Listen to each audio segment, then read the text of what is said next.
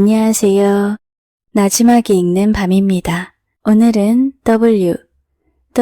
제이콥스의 단편소설 와치독스를 준비해왔어요. 이 소설은 선이라는 이름으로 포장된 행동이 어디까지 왜곡될 수 있는지를 날카롭게 보여주는 이야기입니다.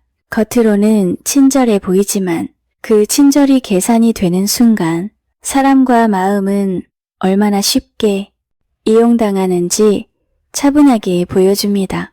짧지만 씁쓸한 여운을 남기는 이야기, 지금부터 천천히 들려드릴게요. 마을에서 가장 오래 산 노인은 맥주잔을 들어 천천히 한 모금을 마신 뒤 입을 열었다. 이게 내가 아직 누릴 수 있는 거의 유일한 즐거움이지. 이거랑 담배 파이프 하나 말이야. 둘 다 씹을 필요가 없다는 게 참 다행이야. 이제는 제대로 씹을 만한 것도 남아있지 않거든. 그는 잔을 탁자 위에 내려놓았다. 여름 공기가 숨을 죽인 듯 고요했지만 그는 아랑곳하지 않았다. 두 손을 오므려 성냥불을 감싼 뒤 극도로 조심스럽게 파이프 머리로 불을 옮겼다. 흐릿하지만 영악한 노인의 눈이 파이프 줄기를 따라 내려가며 연초에 불이 제대로 붙었는지 확인했고 그제야 성냥을 던져버렸다. 노인은 맞은편에 앉은 길손을 바라보며 말을 이었다. 느릅나무 그늘 아래에 있는 콜리플라워 여관이었다.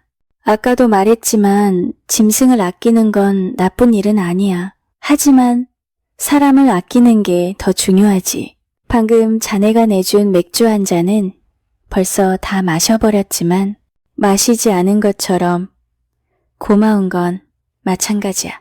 그는 눈을 반쯤 감고 들판 너머를 바라보다가 깊은 생각에 잠겼다. 너무 깊이 빠져든 탓에 주인이 와서 빈잔을 가져가고 다시 가득 채워놓는 것도 알아차리지 못했다. 잔이 눈앞에 놓이자 흠칫 놀라 몸을 움직였고 그 바람에 귀한 맥주가 두 숟가락이나 바닥에 쏟아지고 말았다. 주인이 물러가자 그는 못마땅한 얼굴로 중얼거렸다. 어떤 사람들은 자기 친절을 전부 말 못하는 짐승한테 써버리지. 난 그런 생각엔 한 번도 동의해 본 적이 없어.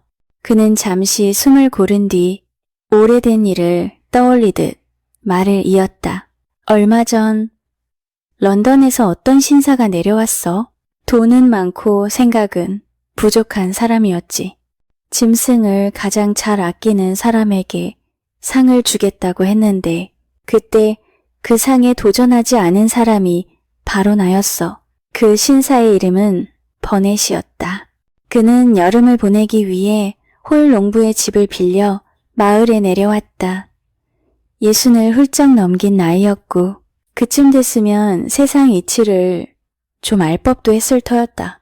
버넷 신사는 집 여기저기에 고양이들이 마시라며 우유 접시를 놓아두었다. 홀 농부가 집으로 돌아왔을 무렵엔 반경 3마일 안에 있는 고양이들이 전부 뒷문으로 몰려와 우유를 달라고 요구하는 지경이 되어 있었다. 마치 그게 당연한 권리라도 되는 것처럼 말이다. 결국 홀 농부는 우유 접시에 독을 타버렸다. 그리고 얼마 지나지 않아 꼬리가 망가지고 눈 하나가 없는 앙상한 검은 고양이 한 마리 값으로 5실링을 물어줘야 했다. 바프리티가 그 고양이는 자기 아이들 고양이라고 우겼기 때문이다. 홀 농부는 처음엔 이렇게 말했다고 한다. 돈을 내느니 차라리 감옥에 가겠다. 하지만 5명이나 되는 사람이 나섰다. 그들은 바로 전날 바프리틴의 아이들이 그 고양이 꼬리에 빈 겨자, 통을 묶어 끌고 다니는 걸 보았다고 똑같이 증언했다. 결국 홀 농부는 버티지 못하고 돈을 내고 말았다. 그게 바로 바프리티라는 인간이었어. 노인은 낮게 웃었다. 클레이버리에서 나온 인간 중에서 가장 못된 자식이었지. 그리고 버넷 신사가 이 마을에 내려온 덕분에 그가 번 돈은 그게 처음도 아니었어. 모든 일의 시작은 버넷 신사의 짐승 사랑이었다. 노인은 고개를 저으며 말했다. 그만큼 짐승을 좋아하는 사람은 난 평생 처음 봤어. 그 사람이 하고 싶은 대로 했다면 지금쯤 클레이버리는 짐승들로 뒤덮였을 거야. 버넷 신사는 농장에 도착한 다음 날 아침, 마당에서 돼지를 잡는 소리 때문에 아침밥조차 먹지 못했다. 돼지는 원래 그렇게 소리를 지르게 마련이라고 아무리 설명해도 소용이 없었다. 그는 채소 같은 것만 먹고 살았다. 어느 날 양배추에서 반으로 잘린 애벌레를 발견했을 때는 소동이 대단했다. 그는 그날 한 입도 더 먹지 않았고 집 안팎을 샅샅이 뒤지며 나머지 반쪽을 찾아 헤맸다. 버넷 신사는 클레이버리에 온 지 일주일도 되지 않아 말 못하는 짐승들이 얼마나 형편없이 다뤄지고 있는지를 보고 몹시 놀랐다고 말했다. 어느 날 저녁에는 학교 강당에서 그 이야기를 꺼내며 짧은 연설까지 했다. 그리고 연설이 끝나자 그는 이런 제안을 내놓았다. 떠나기 전까지 이 마을에서 짐승을 가장 다정하게 대하는 사람에게 금시계를 상으로 주겠다는 것이었다. 그 시계는 짐승을 유난히 사랑하던 자기 여동생이 생전에 쓰던 물건이라고 했다. 그가 클레이버리 사람들을 조금만 더 잘 알았더라면 그런 제안을 하지는 않았을 것이다. 바로 다음 날 아침, 빌 체인버스는 아기에게 먹일 우유를 고양이에게 주어버렸고 아내가 한마디 하자 이렇게 소리를 질렀다. 그만 좀 하라니까 그러잖아. 그러고는 그녀의 머리를 한 대 후려쳤다. 헨리 워커는 찰리 스톱스의 울타리에 몸을 기대고 그의 닭들에게 먹이를 주다가 시비가 붙었다. 샘 존스의 아내는 반쯤 옷을 걸친 채 친정으로 달아나야 했다. 샘이 병든 토끼를 따뜻하게 해주겠다고 침대에 데려다 놓았는데 그녀가 잠버릇 때문에 그 위를 눌러버린 것이다. 사람들은 버넷 신사가 곁을 지날 때면 일부러 길에서 짐승을 멈춰 세우고 친절을 베풀었다. 피터 거빈스는 어느 날 브로드 부인의 늙은 고양이를 품에 안고 자기 집 앞을 지나갔다.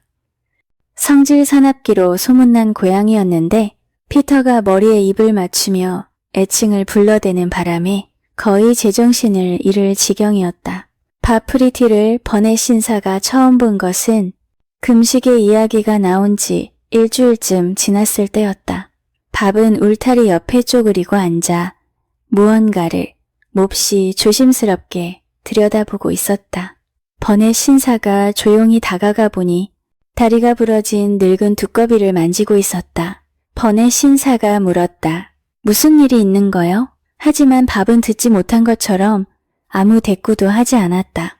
그는 고개를 기울인 채 두꺼비를 내려다보다가 잠시 후 주머니에서 손수건을 꺼냈다. 그리고 마치 부서지기 쉬운 껍질이라도 되는 것처럼 조심스럽게 감싸들고는 그대로 걸음을 옮겼다. 버넷 신사는 거의 달리다시피 하며 다시 물었다. 무슨 일이냐고 묻고 있어. 바프리티가 그제야 입을 열었다. 어딘가에서 다리를 다친 모양입니다.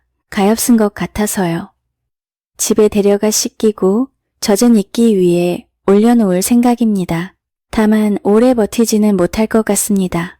버넷 신사는 크게 감동했고 두 사람은 이야기를 나누며 나란히 걸었다. 그는 밥이 금식의 이야기를 전혀 듣지 못했다는 사실에 놀랐지만 밥은 고개를 저으며 이렇게 말했다. 저는 하루 종일 바쁘게 일하는 사람입니다. 연설 들으러 다닐 시간도 없고 쓸데없는 소문에 귀 기울일 여유도 없습니다. 그는 잠시 숨을 고른 뒤 말을 이었다. 하루 일을 마치고 나면 늘 정원에서 할 일이 있습니다. 그 다음에는 집에 들어가 아내를 도와 아이들을 재웁니다. 아내가 몸이 약해서요. 여관에서 시간과 돈을 쓰는 것보다는 훨씬 낫지요. 그 뒤 며칠 동안 그는 버넷 신사와 여러 번 이야기를 나눴다. 사흘째 되는 날 밥은 두꺼비를 다시 데려왔는데 그 모습은 매우 멀쩡해 보였다. 노신사는 놀라며 말했다. 이건 기적이요. 만약 그것이 정말 같은 두꺼비였다면 그 말은 사실이었을 것이다. 번의 신사는 어느새 바프리티에게 깊은 호감을 갖게 되었다. 둘은 어디에서든 자주 마주쳤다. 어느 날은 밥이 커다랗고 흉측한 개를 데리고 있는 모습을 보았다. 그 개는 주인만큼이나 영악해 보였다. 밥이 쓰다듬으며 달콤한 말을 건네자 개는 혀를 늘어뜨린 채 불안한 눈빛으로 그를 곁눈질했다. 밥이 말했다. 참 정많은 개지요? 요셉, 번의 신사가 고개를 끄덕였다. 눈이 참 착하군요. 밥은 웃으며 주머니를 더듬었다. 내게는 또 하나의 자식이나 다름없지. 그렇지, 예쁘니. 그는 말을 마치자마자 비스킷을 던졌다. 너무 갑작스러웠다. 요셉은 그것을 돌로 착각한 듯 꼬리를 바짝 말고 비명을 지르며 번개처럼 달아나 버렸다. 대부분의 사람이라면 머쓱해졌겠지만 바프리티는 전혀 얼굴빛을 바꾸지 않았다. 그는 여전히 개가 달아난 쪽을 바라보는 번의 신사에게 말했다. 짐승들이 가진 감각이라는 게 참 대단하지 않습니까? 번의 신사가 물었다. 감각이라고요. 밥은 웃으며 설명했다. 요즘 먹이가 속에 맞지 않아 스스로 굶고 있거든요. 그래서 이 비스킷을 보면 자기 자신을 못 믿겠다고 생각한 겁니다. 사람들이 술 앞에서도 저렇게 할 수 있다면 얼마나 좋을까요? 번의 신사는 바프리티의 말에 깊이 공감하는 듯 고개를 끄덕였다. 그는 모두가 바프리티처럼 분별 있고 마음씨가 좋다면 얼마나 좋겠느냐고 말했다. 그러자 밥은 고개를 저으며 이렇게 답했다. 그건 제가 잘나서가 아닙니다. 만약 샘 존스나 피터 거빈스, 찰리 스톱스나 디키 위드가 저와 같은 환경에서 자랐다면 저보다 훨씬 나은 사람이 되었을 겁니다. 그는 일이 있어 돌아가야 한다며 작별 인사를 했다. 그런데 번의 신사가 집에 도착하자마자 이번에는 헨리 워커가 다급한 얼굴로 찾아왔다. 전날 밤 그의 늙은 고양이가 세탁실에서 새끼 고양이 5마리를 낳았다는 것이었다. 헨리는 깊은 한숨을 쉬며 말했다. 대부분 사람들처럼 그 불쌍한 것들을 물에 빠뜨릴 수는 없습니다. 그렇다고 어떻게 해야 할지도 모르겠고요. 번의 신사가 조심스럽게 물었다. 집을 찾아줄 수는 없겠습니까? 헨리는 고개를 흔들었다. 그건 생각해봐도 소용없습니다. 이 근처엔 고양이가 집보다 더 많아요. 빌 체인버스는 지난주에만 6마리를 물에 빠뜨렸습니다. 그것도 우리 집 아이가 보는 앞에서요. 아이가 그 일로 얼마나 충격을 받았는지 모릅니다. 번의 신사는 방 안을 천천히 오가며 생각에 잠겼다. 잠시 후 그는 결심한 듯 말했다. 지금은 어쩔 수 없지만 아이들이 조금 더 크면 집을 찾아줘야겠군요. 제가 직접 마을을 돌아다니며 알아보겠습니다. 헨리 워커는 거듭 감사를 전하며 집으로 돌아갔다. 하지만 걱정이 가시지는 않았다. 그런데 뜻밖에도 새끼 고양이를 원하는 사람들은 넘쳐났다. 피터 거빈스는 2마리를 데려가겠다고 나섰고 다음날 번의 신사는 이렇게 말했다. 10집은 거뜬히 더 찾아줄 수 있었어요. 그는 흐뭇한 얼굴로 헨리 워커를 바라보며 말을 이었다. 이 마을 사람들이 얼마나 따뜻한 마음을 가졌는지 당신은 모를 겁니다. 마음만 건드려주면 이렇게 달라집니다. 존스 씨의 웃는 얼굴을 봤어야 했는데 말이지요. 고양이 1마리를 부탁했을 때 그 표정을 보니 정말 마음이 놓이더군요. 그는 잠시 말을 멈췄다가 덧붙였다. 그리고 체인버스 씨에게 새끼 고양이를 물에 빠뜨린 일을 이야기했더니 그날 밤 한숨도 못 잤다고 하더군요. 그래서 대신 당신 내 늙은 고양이를 맡아 기르겠다고 했습니다. 더는 키우기 힘들다면 말이지요. 그 일은 헨리 워커에게는 꽤나 가혹한 일이었다. 다른 사람들이 자기 고양이 새끼를 키운 공을 다 가져가 버렸기 때문이다. 게다가 그 사람들은 버넷 신사를 자기 집으로 초대해 새끼 고양이들이 얼마나 잘 자라고 있는지까지 보여주곤 했다. 짐승에게 친절을 베푸는 일이 클레이버리에서는 그 어떤 일보다 더 많은 불화를 낳았다. 남자들끼리는 서로 예의 있게 말을 섞는 일조차 드물어졌고 여자들은 그보다 더 심했다. 고양이와 개 같은 짐승들은 마치 이 마을이 자기들 차지인 것처럼 굴기 시작했다. 어느 날에는 7명이나 되는 사람이 버넷 신사를 붙잡고 이렇게 말했다. 조 파슨스가 쥐약을 뿌려서 새끼 쥐 5마리와 어미 쥐를 죽였습니다. 그 무렵이 되어서야 사람들이 바프리티가 그 금시계를 노리고 있다는 사실을 알게 되었다. 처음에는 아무도 믿으려 하지 않았다. 바프리티 정도 되는 사람이 시간 낭비를 할 리 없다고 여겼기 때문이다. 하지만 이런저런 이야기가 퍼지기 시작하자 사람들은 불안해졌다. 결국 거의 마을 사람 전부가 버넷 신사를 찾아가 바프리티의 진짜 성격에 대해 이야기했다. 처음에는 믿지 않던 버넷 신사도 바프리티의 밀렵 이야기와 교묘하게 돈을 가로챈 일들을 듣고 나서는 생각을 바꾸기 시작했다. 그는 목사에게까지 그 이야기를 전했고 그 뒤로는 이렇게 말했다. 나는 더 이상 바프리티의 얼굴을 보고 싶지 않소. 그날 밤 콜리플라워 여관은 소란스러웠다. 그런데 그 자리에서 가장 조용했던 사람은 뜻밖에도 바프리티였다. 그는 끝까지 자리에 앉아 맥주를 마시며 다른 사람들에게 웃음을 지어 보이고 금시계를 타는 방법에 대해 친절하게 조언까지 해주었다. 밥은 고개를 저으며 말했다. 그건 나랑은 상관없는 일입니다. 저는 가난한 일꾼이고 제 분수를 압니다. 그러자 헨리 워커가 쏘아붙였다. 네가 어떻게 그 시계를 탈 수 있을 거라고 생각했는지 모르겠군. 빌 체인버스가 비웃듯 말했다. 두꺼비는 잘 있나, 밥. 그러자 여관 안이 웃음으로 가득 찼다.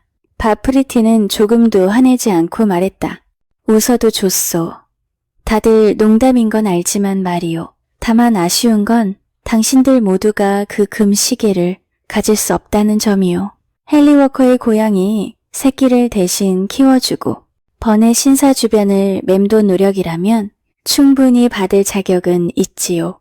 디키 위드가 재단사답게 가느다란 웃음을 지으며 말했다. 우리 모두 내 놈보다 기회가 많아 밥. 바프리티는 천천히 고개를 끄덕이며 대답했다. 그렇게 생각하는 게 바로 자네의 무지지. 디키, 가만히 따져보면 아무래도 내가 결국 이길 것 같네. 그는 주변을 한번 둘러본 뒤 덧붙였다. 왜냐고 묻지. 이유는 간단해. 나는 그럴 자격이 있으니까. 사람들은 다시 한번 웃음을 터뜨렸고 빌 체인버스는 너무 크게 웃다. 피터 거빈스의 팔을 건드려 맥주잔을 엎질러 버렸다. 밥은 일부러 성을 낸 것처럼 말했다. 계속 웃어들 보시게. 마지막에 웃는 사람이 진짜로 이기는 법이야. 내가 저 시계를 가져서 자네들 모두 약 좀 올려주지. 샘 존스가 빈정대며 물었다. 대체 어떻게 얻을 생각이야, 밥? 밥은 바닥을 쾅하고 한번 밟으며 말했다. 걱정 말게. 정정당당하게 이길 거니까. 불쌍한 말 못하는 짐승들을 아낀 공으로 말이야. 디키 위드는 주변을 힐끗 보며 말했다. 그럼 내기라도 걸까? 밥은 고개를 저었다. 실례. 남의 돈 따먹는 건 하고 싶지 않아. 나는 땀 흘려 번 돈만 좋아하거든. 디키는 희죽 웃으며 다시 말했다. 그래도 자넨 못 이길 거야, 밥. 여기 봐. 내가 실링 한 입 걸지. 못 봤는데. 밥은 대답하지 않고 고개만 저으며 빌 체인버스와 다른 이야기를 하기 시작했다. 디키가 계속 부추겼다. 그럼 두 입 대 한 입은 어때? 아니지, 세 입 대 한 입. 바프리티는 한참 동안 디키를 똑바로 바라보았다.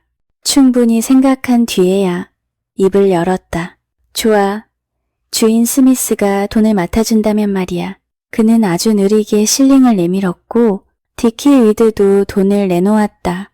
그 뒤로 밥의 얼굴은 썩 유쾌해 보이지 않았다. 특히 디키가 그 돈으로 무엇을 할지 떠들어대자 더 그랬다. 잠시 후 샘 존스가 나서 말했다. 6펜스로 나랑도 같은 내기 할래 밥. 바프리티는 맥주 한 잔을 더 마시며 곰곰이 생각했다. 그리고 빌 체인버스가 한 잔을 더 사주자 결국 고개를 끄덕였다. 좋아. 그는 약간 어리빠진 사람처럼 보였다. 그날 밤 집으로 돌아갈 무렵에는 13명과 내기를 한 상태였다. 토요일 밤이라 다들 주머니에 돈이 있었고 밥 역시 언제나 그랬다. 스미스는 돈을 맡아두고 칠판에 내역을 적어두었다. 디키가 말했다. 주인 양반도 한 판 걸어보지. 그래요? 스미스는 젖은 걸레로 발을 닦으며 대답했다. 글쎄, 잘 모르겠네. 평생 한 번 올까 말까 한 기회인데요. 디키가 재촉했다. 그럴지도 모르지. 스미스는 기침을 했다. 샘 존스는 어딘가 불안한 표정으로 말했다. 그래도 저 인간이 이길 리는 없잖아. 번의 신사도 밥은 가둬야 한다고 했는데. 밥 프리티는 고개를 저었다. 번의 신사는 남들 말에 휩쓸린 거야. 혼자 생각할 시간을 가지면 내가 어떤 사람인지 곧 알게 될걸. 내가 직접 보여줄 테니까. 그는 잠시 멈췄다가 덧붙였다. 다만 금시계 말고 좀 더 쓸모있는 물건이면 좋았을 텐데. 빌 체인버스가 말했다. 아직 가진 것도 아니잖아. 그렇지. 밥은 짧게 대꾸했다. 샘 존스는 다시 말했다. 돈을 꽤 잃을 수도 있어. 밥. 원하면 내 내기는 돌려받아도 돼. 밥은 고개를 저었다. 괜찮아 샘. 자네를 속이듯 이길 생각은 없어. 내가 지면 자넨 6펜스로 토끼 우리 하나 사면 되지. 그럼 잘들 자게.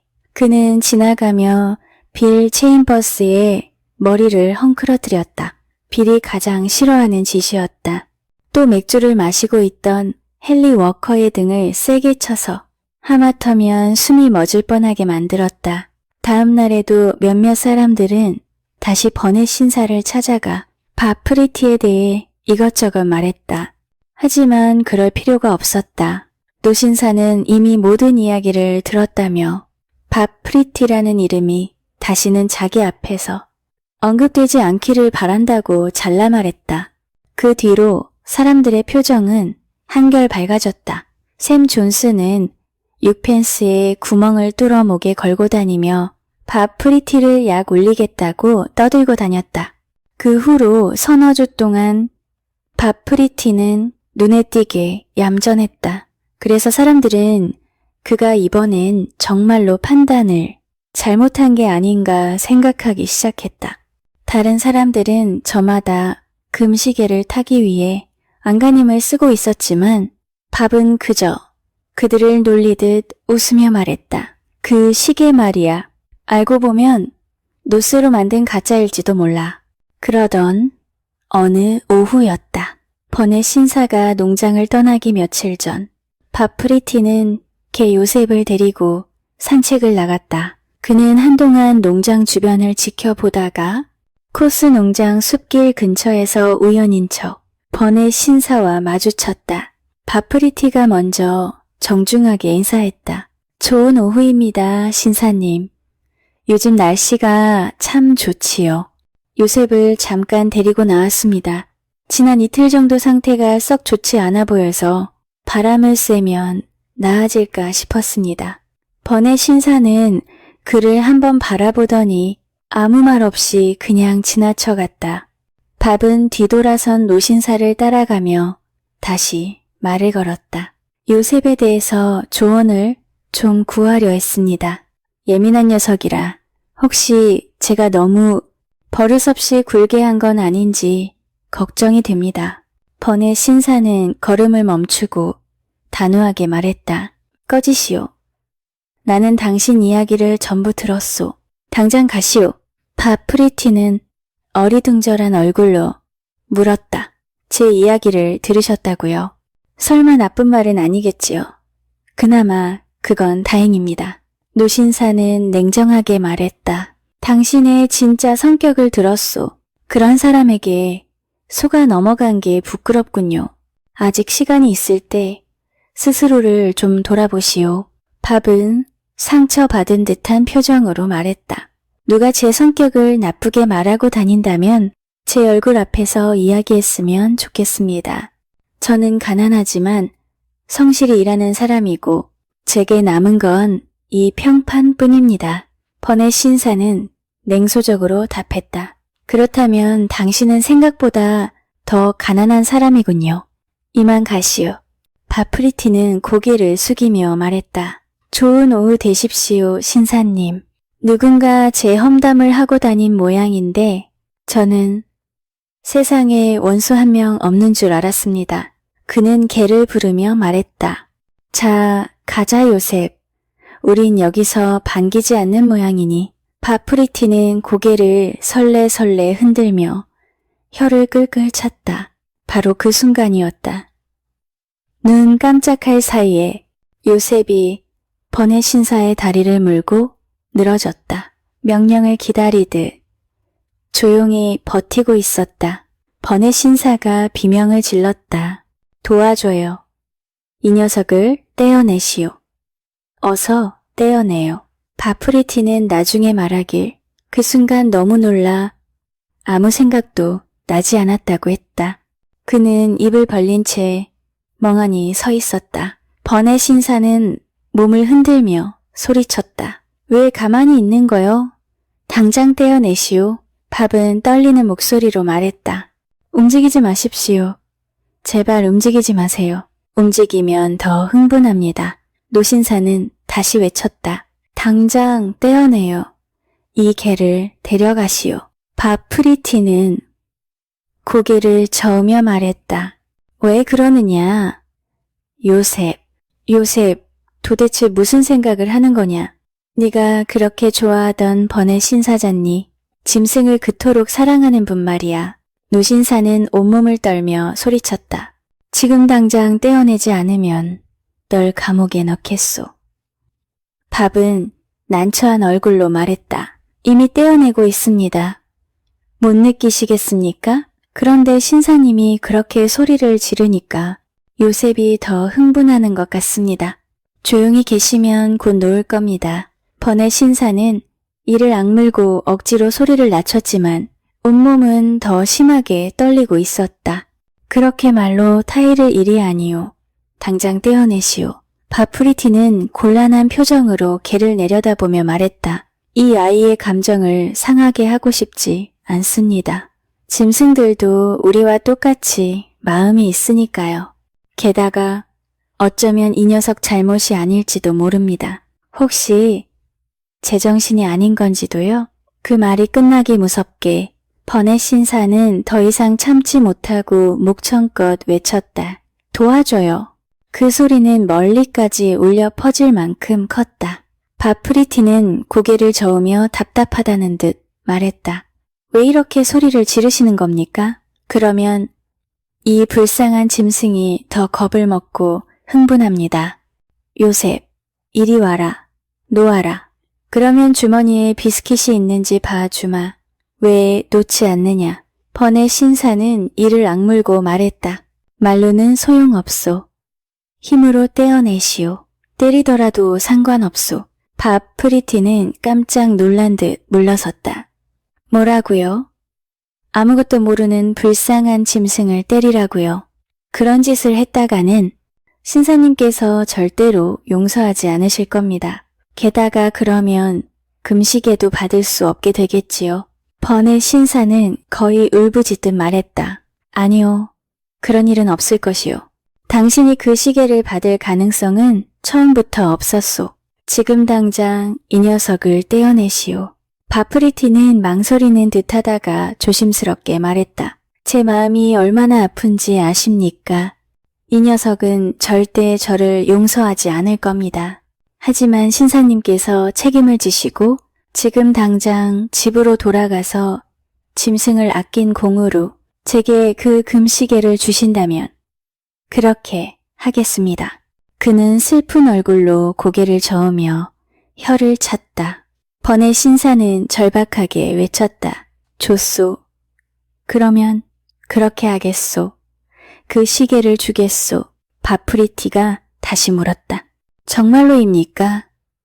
짐승을 아낀 공으로 주시는 겁니까? 그렇소. 그 대답이 떨어지자마자 바프리티는 발을 들어 요셉의 엉덩이를 한 차례 걷어찼다. 요셉은 놀라 입을 놓았다. 밥은 얼른 번의 신사의 다리를 살폈다. 보십시오. 피부가 거의 상하지도 않았습니다. 이 동네에서 요셉만큼 입이 부드러운 개도 없습니다. 그는 노신사를 부축해 함께 집으로 돌아갔다. 그리고 약속대로 금시계를 받았다. 번의 신사는 시계를 건네며 무슨 말을 길게 했지만 바프리티는 그 내용을 거의 기억하지 못했다. 설령 기억했다 해도 그대로 옮길 생각은 없다고 했다. 그날 밤 바프리티는 콜리플라워 여관으로 가서 내게에서 이긴 돈을 받았다. 빌 체인버스가 또 한 번 연설을 하려 했지만 여관 주인 스미스가 밖으로 끌어내는 바람에 바프리티에게 그 연설은 별 도움이 되지 못했다. 이렇게 와치독스의 이야기가 끝이 납니다. 선의처럼 보였던 행동이 사실은 계산이었고 친절이라고 믿었던 순간이 누군가의 약점이 되었던 이야기 같아요. 말하지 못하는 존재를 내세워 사람의 마음을 이용했던 한 인간의 모습은 조용히 그러나 오래 남을 것 같아요.